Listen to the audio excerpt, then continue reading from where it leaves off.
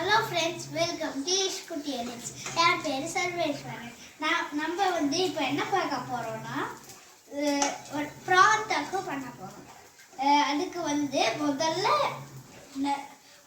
இந்த கடாய் சட்டி வச்சிட்டு எண்ணெய் ஊத்திட்டு அதுக்கப்புறம் மிளகா கருவேப்பிலை போடணும்.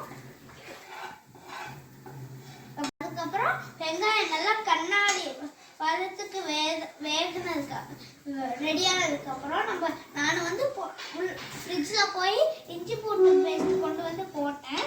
அதுக்கப்புறம் மசாலா தூள், மல்லித்தூள், உப்பு போட்டேன். இப்போ நம்ம நல்லா வணக்கணும். ஃப்ரெண்ட்ஸ், இங்கே பாருங்க, இந்த மாதிரி வெங்காயம் வதங்கினதுக்கு அப்புறமா பக்கத்தில் இருக்க தக்காளியை எடுத்து நான் அப்படியே போடுறேன். தக்காளி இப்போ நம்ம அதை போட்டுட்டு நல்லா மசிஞ்சு வணங்கணும் தக்காளி.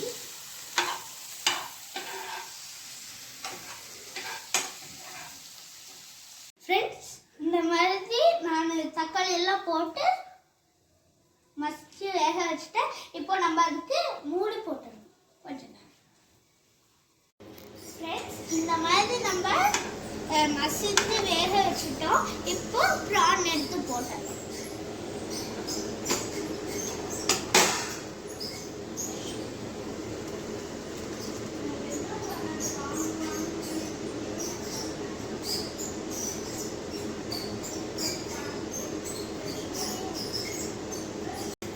இந்த மாதிரி பிரான் போட்டுட்டோம்.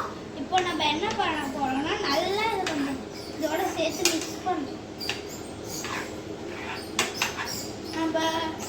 இந்த தக்காளி வெங்காயம் அதெல்லாம் போட்டோம் இல்லையா, அதோட இதை மிக்ஸ் பண்ணணும். அப்படியே அப்போதான் கொஞ்சம் மேக்னேட் ஆகும்.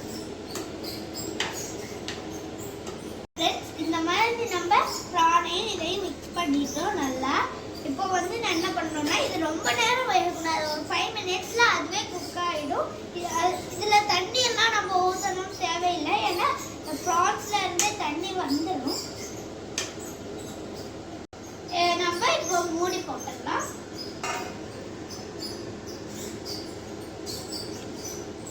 நடுவில் திறந்து பார்த்து கிண்டி விட்டுரும். ஃப்ரெண்ட்ஸ், இப்போ பாருங்க, இதில் நல்லா இது தண்ணியாக வந்துடுச்சு. இந்த தண்ணியே நம்மளுக்கு போதுமானது. இப்போ நம்ம என்ன பண்ண போறோம்னா, ஸ்டவ் இந்த மாதிரி ப்ரானை சுருண்டு வரணும். இல்லை, இது ரொம்ப நேரம் விட்டோம்னா ரப்பர் மாதிரி ஹார்ட் ஆயிடும். அதனால வேண்டாம். இப்போ நம்ம ஸ்டவ் ஆஃப் பண்ணிட்டு இப்போ ஸ்டவ் ஆஃப் பண்ணிட்டோம். இப்போ பாருங்க, எண்ணெய் எப்படி நல்லா பிரிஞ்சு வந்துருச்சு. இப்போ நம்ம கொஞ்சம் பெப்பரும்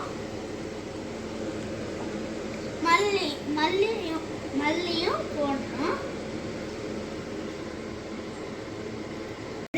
இங்க பாருங்க, நான் கார்னிஷிங்க்கு பெப்பரும் மல்லி இலையும் போட்டிருக்கேன். இப்போ எப்படி எண்ணெய் எல்லாம் பிரிஞ்சு வந்திருக்கு பாருங்க. இப்போ நம்ம கொஞ்சம் இதை தடவி விடணும். ஃப்ரெண்ட்ஸ், இங்க பாருங்க, நம்ம இது பண்ணிட்டோம். இப்போ நான் மூடிடலாம்.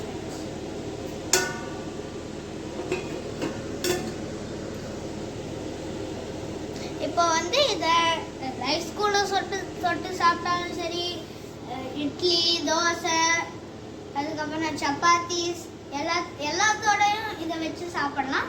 செம்மையா இருக்கும். நம்ம பிரான் தொக்கு ரெடி. நீங்களும் வீட்டில் செஞ்சு பாருங்க. Bye bye from Ishkutty edits.